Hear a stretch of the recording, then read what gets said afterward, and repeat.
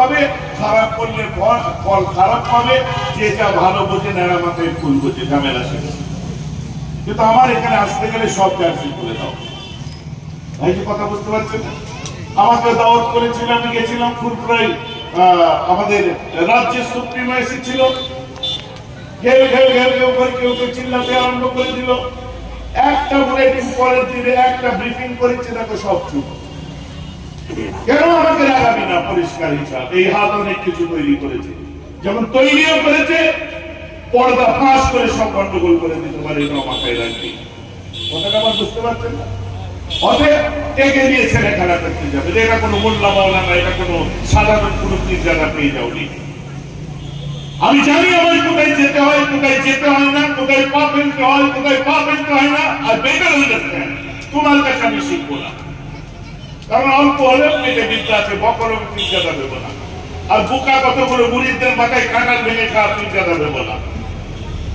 অতএব কি করতে হবে না করতে হবে, আমাদের আর্থসামাজিক অবস্থা, আমাদের আপনার জব রেশিও, আমাদের পিছিয়ে পড়া মানুষ, শুধুমাত্র সংখ্যালঘু মুসলমান নয়, যে কোনো সংখ্যালঘু পিছিয়ে পড়া মানুষেরা প্রত্যেকের জন্য মুজাদ্দেদে জামান চিৎকার করেছিলেন। আজ আমরা একটা সংগঠনে আছি, আমরাও চিৎকার করব। তাতে যদি কেন্দ্রে বিজেপির কাছে যে চিৎকার করতে হয়, প্রধানমন্ত্রীর কাছে তাও করব, রাজ্য মুখ্যমন্ত্রী টিএমসির কাছে করতে হলে তাও করব। যখন যে দল পাওয়ারে আসবে, কোন দলের মার্কা দেখে নয়, প্রশাসক হিসাবে আমাদের দাবির কথা মিছিলে যদি না বলি, বোকার মতো কথা, রাজশক্তি হাতে নিতে হবে। পাগলের দল যতদিন রাজশক্তি হাতে না পাচ্ছে, ততদিন ক্যালারি খাবে, ততদিন মার খাবে। সেই শক্তিটা ঘুরিয়ে যখন বলবে আপনাদের দাবির কথা তো কোনোদিন আমাদেরকে বলেননি, বোকা বানাবার জায়গা পাও না। যখন ঘুরিয়ে বলবে যে এতদিন পর আপনাদের ফুলপুরা থেকে আমাদের এইসব দাবির কথা বলা হয়নি, আপনারা চিৎকার করেননি। বিগত দিনের ইতিহাস মনে আছে, যখন আপনার মাননীয় জ্যোতি বসু মহাশয়কে জিজ্ঞাসা করা হয়েছিল মুসলমানদের জন্য আপনি কি ভেবেছে, ওই সময় পিছন দিকে আঙুলটা দেখিয়ে দিয়েছিল। পিছনে কে বসেছিল? মোহাম্মদ আমিনের মতো লিডার। মানে উনি বলতে চেয়েছিলেন এই মোহাম্মদ আমিনরা যা ভুয়া ভাবিয়েছে অতটুকুই ভেবেছি। অতএব আমরা চাই না যখন জিজ্ঞাসা করা হবে যে আপনারা সংখ্যালঘুদের জন্য কি করেছেন শ্বেতপত্র দিন, তখন যেন পেছন দিকে আঙুল দেখিয়ে না বলে দেয় ফুরফুরার হুজুররা যতটুকু ভাবিয়েছে অতটুকু ভেবেছি, অমুক মৌলানা যতটুকু ভাবিয়েছে অতটুকু ভেবেছি।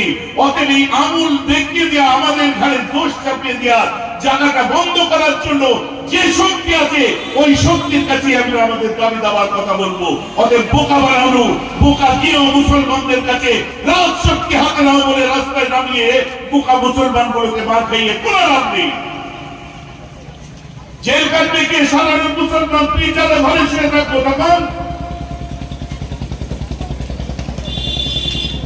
অতএব যে কথা বলতে হবে বর্তমান সময়ে ভেবে চিন্তে বুঝে বলতে হবে, যে যার পথে এগোচ্ছে। এবং আমার আপত্তি নেই, কিন্তু প্রকৃত পিছিয়ে পড়া মানুষদের জাগরণের ক্ষেত্রে, আর্থসামাজিক অবস্থার উন্নতির ক্ষেত্রে আমাদের যেখানে দরবার করা দরকার আমরা সেখানে যাব।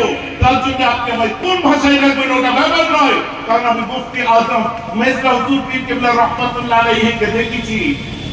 সিদ্ধার্থ শঙ্কর রায় রাজ্যের মুখ্যমন্ত্রী, পরে পাঞ্জাবের রাজ্যপাল হয়েছিলেন, তার কাছে এসেছিলেন।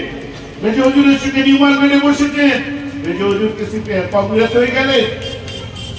মতিলাল নেহরুর কথা আমরা ভুলে যাইনি, আমরা আবুল কালাম আজাদের কথা ভুলে যাইনি। মুজাদ্দেদে জামানের সঙ্গে বসেছিলেন 9 নম্বর হালদার লেনে। মুজাদ্দেদে জামান কি কৃষক পার্টির আপনার লিডার হয়ে গেলেন নাকি? মুজাদ্দেদে জামান কি আপনার কি বলে কংগ্রেস হয়ে গেলেন নাকি? গান্ধীজি বসেছিলেন, তো কি হয়েছে? প্রফুল্ল সেন বসেছিলেন, ডক্টর বিসি রয় বসেছিলেন। অতএব বিভিন্ন সময় বিভিন্ন মানুষেরা এসেছে আমাদের বর্তমান অবস্থান আমাদের কাছে জানতে আসে। কারণ তোমার মতো মোল্লা মৌলবীর কাছে যাবে না, তোমাদের 1 2 3 4 0.1% মানুষ তোমাদের চেনে না। তোমরা কথা বলে 5টা মানুষ কান দিয়ে শোনে না, আমাদেরকে বলবে। কারণ আমরা যেখানে বক্তব্য দিই সেখানে বহু মানুষ দাঁড়িয়ে শোনে আর বক্তব্যকে অ্যাপ্রিসিয়েট করে। অতএব ডাকলে আমাদের ডাকবে, বললে আমাদের বলবে, তোমাদের বলবে না, কারণ যোগ্যতা নেই তোমাদের। কথাটা আমার বুঝতে পারছেন কি পারছেন না? অতএব বেশি বুঝতে যেও না। আর আমার কোন জায়গায় যেতে অসুবিধা নেই, কারণ আমার রাজনৈতিক ভবিষ্যৎ নেই, কোন দলের নেতারাই আমার কোন পলিটিক্যাল দল দাঁড় করাতে হবে না। অতএব আপনাদের জন্য, কওমের জন্য, জাতির জন্য দিল্লির দরবার করতে হয় তাই করব, রাজ্যের দরবার করতে হয় তাই করব।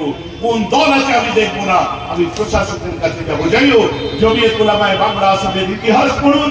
এই ইতিহাসে বিভিন্ন সময় মোটা মোটা ইতিহাস দেখুন। এই জমিয়ত উলামায়ে বাংলা আসামের নেতারা এই কাজ করেছে, আজ তাই আমরাও সেই কাজ করছি। একদিকে ধর্মীয় রক্ষার জন্য আপনার তাহাফুজে দ্বীনের কাজ করি, অপরদিকে বংশের সেবার জন্য খেদমতে খালক করি, সাথে সাথে মুজাদ্দিদ জামানের একা করে যেসব বাণীগুলো ছিল, শিক্ষা, স্বাস্থ্য, একতা, মানব সেবা, এই সবগুলো নিয়ে আমরা মিলেমিশে একাকার হয়ে থাকতে চাই। এই আশা এবং আমাদের সংগঠনের ছেলেদের এই হেদায়েত দিয়ে আমি আমার বক্তব্য শেষ করছি।